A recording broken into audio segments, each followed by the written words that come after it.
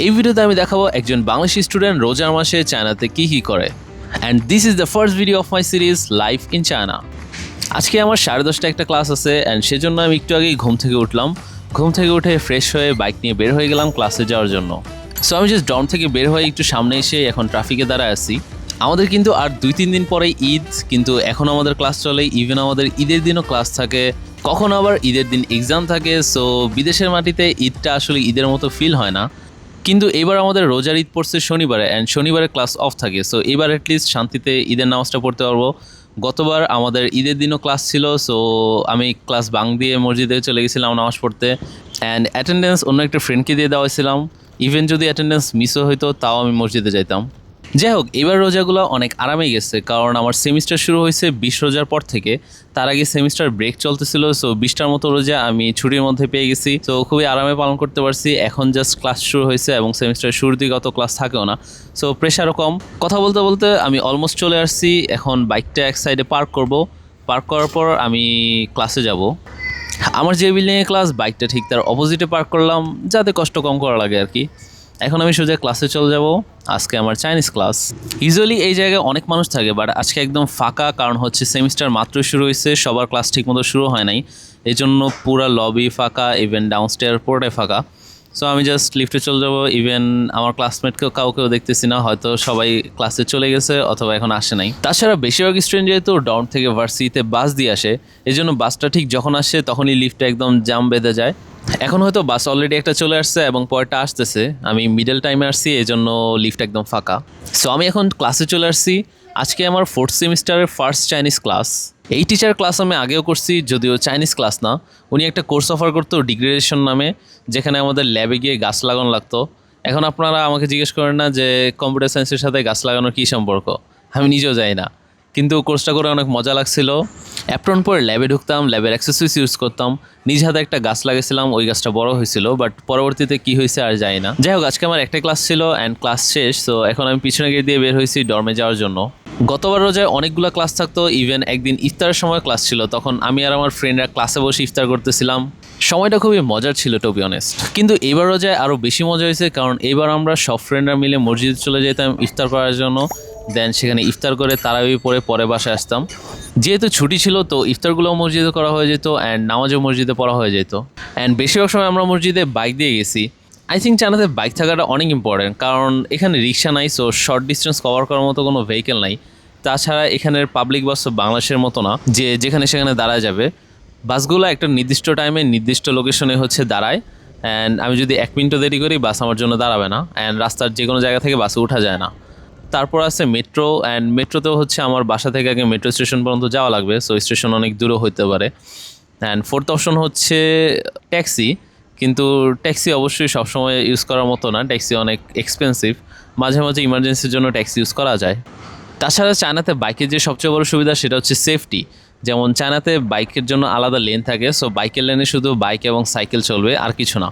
এখন আমি যে রোডে বাইক চালাচ্ছি সেটা হচ্ছে একটা নদীর পাশে, দাসা রিভার বলে এটাকে, যদিও নদী না, অ্যাকচুয়ালি খাল হবে। বাট মোস্ট ইম্পর্টেন্টলি জায়গাটা অনেক সুন্দর। ইভেন এই নদীতে অনেক সময় অনেক চাইনিজরা নেমে মাছ ধরে, সো দেখতে ভালোই লাগে। দেখতে দেখতে আমি চলে এসেছি আমার ডর্মের খুব কাছাকাছি।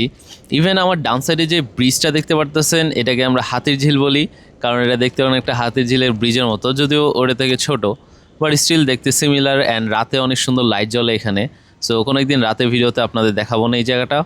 জাস্ট এই হাতির ঝিলটা ক্রস করে একটু সামনে গেলে আমার ডর্ম এরিয়া। আমি আমার ডর্ম এরিয়ায় চলে আসছি এবং এই এরিয়াটার নাম হচ্ছে নানশান ইন্টেলিজেন্স ভ্যালি। এখানে আছি আমি 1.5 বছর হয়ে গেছে, বাট এখনও আমার এত ভালো লাগে এই জায়গাটা, আমি জাস্ট বলে বুঝাইতে পারবো না। ডর্মের পিছনের এরিয়াটা অনেক সুন্দর অ্যান্ড অনেক হাইটেক। সো অন্য কোনো ভিডিওতে আমার ডর্মের পিছনের এরিয়াটা আমি আপনাদের দেখাবো না। এখন আমি এদিকে আমার বাইকটা পার্ক করব। এটা ঠিক আমার ডর্মের সামনেই, অ্যান্ড বাইকটা পার্ক করে আমি আমার ডর্মে চলে যাব। আমাদের ডর্মে ঢুকতে ফেস স্ক্যান করা লাগে, সো বাইরে থেকে কেউই চাইলে আমাদের ডর্মে ঢুকতে পারবে না। তাছাড়া যদি ঢুকেও যায় তাও উপরে যেতে পারবে না। আমি আপনাদের দেখাচ্ছি। এই যে আমি লিফটে উঠে গেলাম, এখন আমি যদি কোনো বাটন প্রেস করি তাহলে কাজ করবে না। এই যে মানিব্যাগে আমার নিজস্ব কার্ড আছে, অ্যান্ড এই কার্ড টাচ করার পর অটোমেটিক আমি যেই ফ্লোরে থাকি সেই ফ্লোরের লিফট অন হয়ে যাবে। তাছাড়া অন্য কোনো ফ্লোরে আমি চাইলেও যেতে পারবো না। সো কতটা সেফ অ্যান্ড সিকিউর আপনি জাস্ট চিন্তা করেন। তাছাড়া লিফট কত ফাস্ট সেটা দেখেন, প্রতি সেকেন্ডে মনে হচ্ছে একটা ফ্লোর উপরে চলে যাচ্ছে, অ্যান্ড একদম ফার্স্ট ফ্লোর থেকে 16th ফ্লোরে আসতে মেবি আমার 1 মিনিটের মতো লাগছে। খুল যা সিন বলার পরে লিফটটা খুলে গেল। সো এখন আমি আমার রুমে যাব, রুমে গিয়ে দেখা যাক কী করি। রুমে যাওয়ার সময় আমার সিম কার্ড জাস্ট টাচ করলে হবে, সো ভিতর থেকে কেউ খোলা লাগবে না। রুমে এসে আমি সবার আগে বসে পড়লাম আমার ল্যাপটপের সামনে। এখন আমি সবার আগে আমার ইউটিউব চ্যানেলে একটা ভিডিও পাবলিশ করব। সো ফোল্ডার থেকে ভিডিওটা খুঁজে নিয়ে আমি ভিডিওটা ইউটিউবে আপলোড করা শুরু করলাম, অ্যান্ড একই সাথে video title, description, thumbnail and SEO related কাজকর্ম শুরু করলাম। এটা করতে করতে আমার 1 ঘন্টার বেশি সময় লাগছে। সো ইউটিউবে আসলে ভিডিও করতে যেমন সময় লাগে, দেন এডিট করতে সময় লাগে, অ্যান্ড আপলোড করতেও সময় লাগে।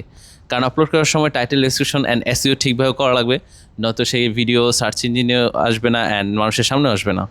সো টাইটেল, ডিসক্রিপশন, ট্যাগ সব কিছু অ্যাড করে আমি ফাইনালি ভিডিওটা পাবলিশ করে দিলাম। এরপর আমি একটু পড়ালেখায় মনোনিবেশ করলাম। আমার নতুন সেমিস্টারের নতুন কোর্স শুরু হয়েছে কম্পিউটার নেটওয়ার্ক। যদিও সিনিয়রদের থেকে শুনছি এই কোর্সটা খুব একটা কঠিন না, বাট স্টিল পড়া তো লাগবেই। সো কিছুক্ষণ এটা নিয়ে ঘাটাঘাটি করলাম, পড়ালেখা করলাম, লেখাপড়া করলাম। তারপর পড়ালেখা শেষ করে আমি চলে গেলাম গোসল করতে। দেন গোসল থেকে আসার পর আমি চলে আসলাম রান্না করতে। বোট রান্না করলাম ইফতারের জন্য। একটু পরেই আমার ইফতারের সময় হয়ে যাবে, এই জন্য আমি তাড়াতাড়ি করে সব প্রিপেয়ার করে নিলাম। এরপর মাগরিবের আজান দেওয়া শুরু করলো অ্যান্ড আমি খাওয়া শুরু করলাম। আজান ইউজুয়ালি আমি অ্যাপে শুনি, যেহেতু চায়নাতে মসজিদ অনেক দূরে দূরে, সো ডর্মের আশেপাশে কোনো মসজিদ নাই অ্যান্ড কোথাও থেকে আজান শোনা যায় না। তো আমি একটা অ্যাপ নামায় নিছি, যে অ্যাপে হচ্ছে টাইম মতো আমাকে আজান শোনায়। এরপর খাওয়া দাওয়া শেষ করে আমি ফার্স্টে কিছুক্ষণ নেক্সট ইউটিউব ভিডিওর জন্য রিসার্চ করলাম অ্যান্ড ইউটিউব ভিডিওর স্ক্রিপ্ট রেডি করলাম। তারপর কিছুক্ষণ পড়ালেখা করলাম, চাইনিজ পড়া ছিল, সো কিছুক্ষণ চাইনিজ পড়লাম। সো বেশ অনেকক্ষণ ঘাটাঘাটি অ্যান্ড পড়ালেখা করার পর আমার এখানে বেশ অনেক রাত হয়ে গেছে। সো এখন আমি বাইরে যাব খাবার কিনতে। সো আমি নিচে চলে আসছি এবং ডর্মের বাইরে থেকে খাবার কিনতে আসছি। ইউজুয়ালি ফ্রাইড রাইস নেই, সো এখন আমি ফ্রাইড রাইস নিব, তারপর ফ্রাইড রাইস নিয়ে বাসায় যাব। বাসায় গিয়ে খাওয়া দাওয়া করে ঘুমা যাব। অ্যান্ড আমি হচ্ছে সেহরির সময় আলাদা করে আর উঠি না, একবারই রাতের খাবার খেয়ে ঘুমায় যাই ডিরেক্ট। সেহরির খাবারও তখনই খেয়ে ফেলি, কারণ পরবর্তীতে আবার পরের দিন ক্লাস থাকে। তো সেহরির সময় একটা লম্বা সময় জেগে থাকলে পরে ক্লাসে গিয়ে ঘুম ধরে। তাছাড়া ক্লাস যেহেতু সকাল সকাল থাকে এবং রাতেও ঘুমাইতে ঘুমাইতে এমনিতে দেরি হয়ে যায়। সো খেয়ে দিয়ে একবারে ঘুমা যায়। 2-4 ঘন্টা এক্সট্রা রোজা রাখলে কিছু যায় আসবে না। 2-4 ঘন্টা এক্সট্রা রোজা রাখলেও খুব একটা কষ্ট হয় না, বাট এর থেকে বেশি প্যারা হবে যদি আমি সেহরিতে আবার উঠি, কারণ রাতে এমনিতেই দেরিতে ঘুম হয়। তারপর সেহরিতে আবার ওঠার পর আবার যদি আমি সকালে ঘুম থেকে উঠতে যাই, তো অনেক কষ্ট হয়। এই জন্য আমি একবারে রাতে খেয়ে ঘুমায় যাই। And that's all for the ভিডিওটা ভালো লেগে থাকলে ভিডিওতে একটা লাইক দিবেন এবং এই ধরনের ভিডিও আরও দেখতে চাইলে চ্যানেলটা সাবস্ক্রাইব করে রাখবেন। তাছাড়া নেক্সট কোন ধরনের ভিডিও আপনি দেখতে চান আমাকে অবশ্যই কমেন্ট বক্সে জানাবেন।